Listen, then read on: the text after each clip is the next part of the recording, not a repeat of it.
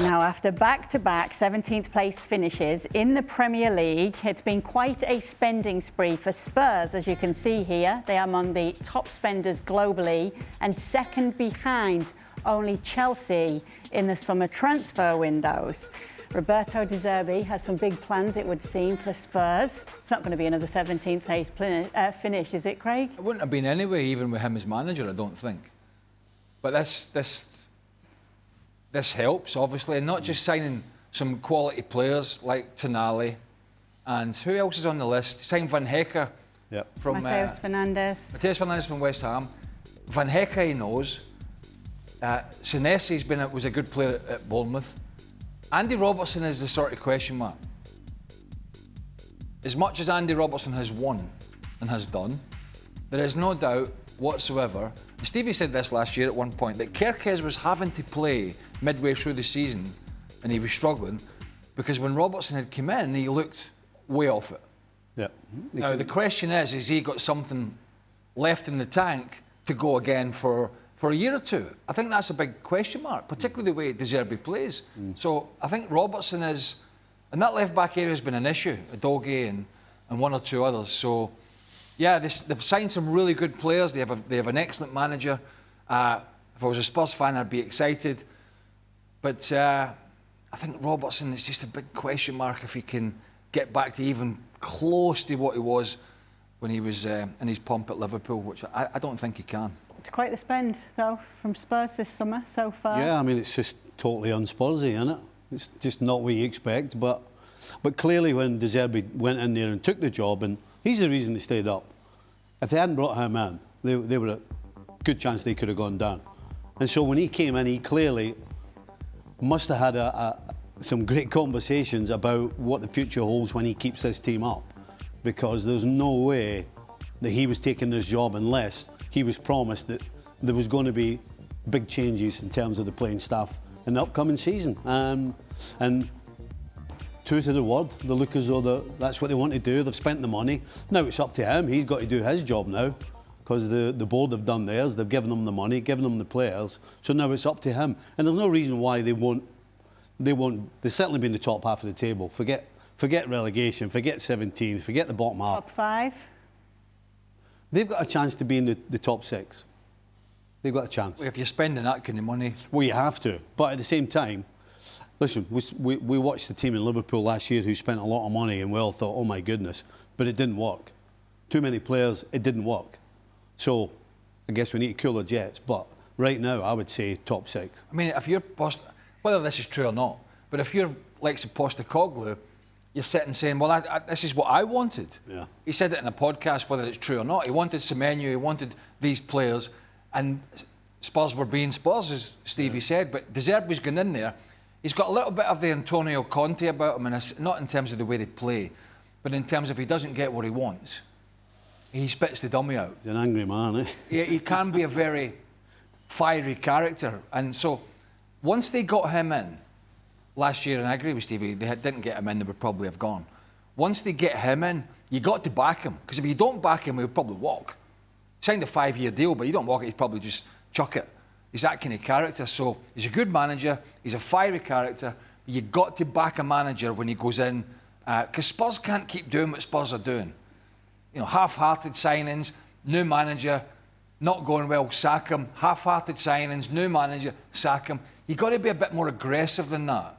If you want to get the best players, and 2, if you want to keep the better managers, which De Zerbi is. High hopes for you, Nedum, this year for Spurs? Yeah, I think so. I think the last 2 years in some ways have been an abomination, obviously apart from that Europa League win somehow. But I think with the money that they spent, which, as Stevie said, is very not like Spurs, will apply a bit of pressure on De Zerbi and so on. But, you know, you looked at the team that you had on the screen there, and it included one James Maddison, included one Mohamed Kudus, and you've also got the likes of Kulusevski potentially coming back soon as well. So all of a sudden they have more depth, they have more experience and more quality. And most importantly for, say, Spurs, and most importantly for maybe a team like Chelsea, they are not playing in Europe this season. So whereas some of the teams that they'll be up against to try and finish in that top 5 or 6 are going to be playing midweek constantly throughout the season, for them, for long spells, it's going to be one game a week. And as we saw with Man United last year, that allows you a sort of margin of error to where you don't need to be perfect, but there's a great chance you'll be healthy. And if you're healthy and you're not as tired as some of these other teams, come the end of the season, that could make a big difference. So yeah, I'm backing Spurs to be successful this year. How about you, Frank? Yes, they need to. I think the past of that big club deserve better nowadays and in the present time. So they had to buy players. They had to change some stuff, and I think the coach is going to be good. The players going to be better. I'm not very worried about Andy Robertson. Andy Robertson knew exactly what he did, what he could expect. I mean, you have a Doggy, you have a Spence, and you will have him maybe on the third spot. So he will play maybe 15, 20 games, which is pretty good for where he stands right now and the level that he is at right now, because he's not the Robertson, of course, we have none, and being absolutely fantastic. So he's preparing his descent through to the retirement sometime. But he found a good club, and he can have some hopes to play a little bit. But coming back to Tottenham, I think it's a team, and I agree with Stevie, who can finish in the first six, depending how it works with the coach and the chemistry that they will have. It worked a little bit last season. Let's see how it works this season, and they will have to start good. Otherwise, question marks will come very quickly. But why wouldn't you finish in the top six? Let's think about it rationally. This Premier League last year outside the Arsenal, it just wasn't very good. Right? It just was not very good. So where's the difficulty for a team like Tottenham, even though they were pretty bad last year?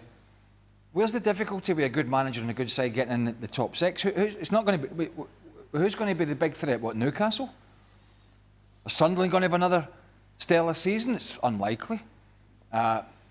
Who's the big, so I don't see, it's not like they've got a lot of hurdles to jump to get into that position. Yeah, normally. There's not that many.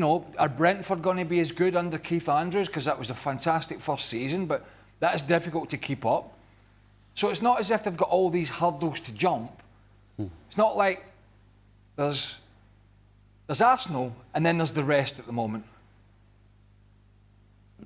Is that? But does that come with its own because pressures? of them, though? You've spent so much money and I don't think so. The competition isn't there. I don't think so. I think if you're De Zerbi, you're sitting thinking exactly what Craig was talking about there. I mean, normally, under normal circumstances, a team that finished 17th the previous season, going into the next year, how many times have you ever spoken about Emery going from 17th to being in the top six? I mean, we've never done it. But that kind of shows you where everybody is in the Premier League.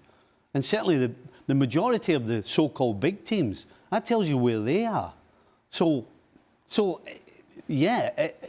Previously it would normally seem a little strange to go, oh, this team was 17th last year, but they're going to end up in the top six.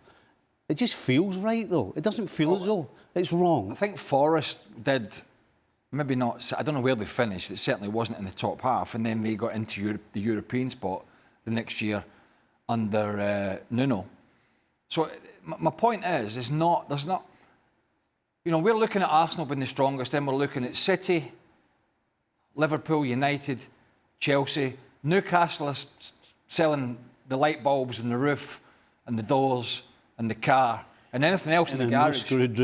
So you're looking at jumping provincial clubs. You're looking at jumping the likes of the Brentfords, the Brightons, the smaller teams with good managers that have probably overperformed, but they're not spending that kind of money.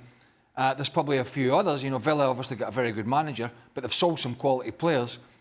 So the jump is not as big as you think. No. And let's be honest, they shouldn't have been 17th last year. They were 17th because they were weak. Not because they were terrible in terms of terrible players, because they were mentally weak. And then they hired Igor Tudor, who it was just, I won't even go there. Yeah. So they're way better than where they were anyway, regardless of signing these quality players. They need to be in the top six. They need to be pushing, actually, I think, for the top four, spending what they're spending and looking at some of the other teams, to be honest. Transfer Talk is where you need to stay up to date with everything that's going on at Spurs, who's coming in and who will be leaving. That's where you can keep up to date with all the information. And where will Enzo Fernandez start this season? Go over to our website to stay up to date.